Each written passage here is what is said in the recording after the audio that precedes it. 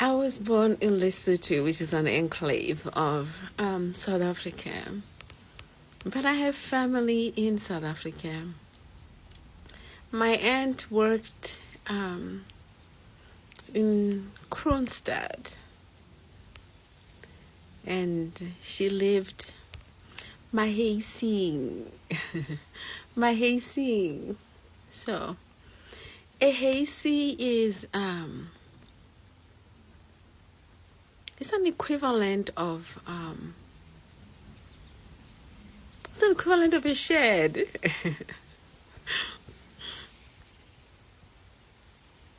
It's an equivalent of a shed, but one that's arranged especially for a black worker working for white people during the apartheid system. My aunt would never want to complain anything about her bosses because they were providing sustenance for her. And why am I bringing this up? You remember when we were knocking doors with the missionaries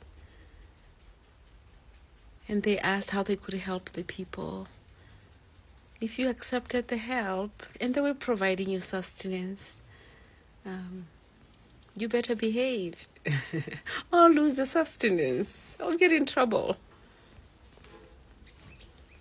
Yes, so I saw a lot of similarities there, and I would say that's the human behavior in general.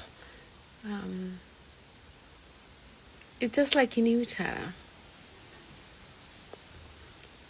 Any member of the marginalized community, black or any color, who's benefiting from the Utah's LDS white supremacy would probably not dare speak against them, because doing so would, you know what would happen.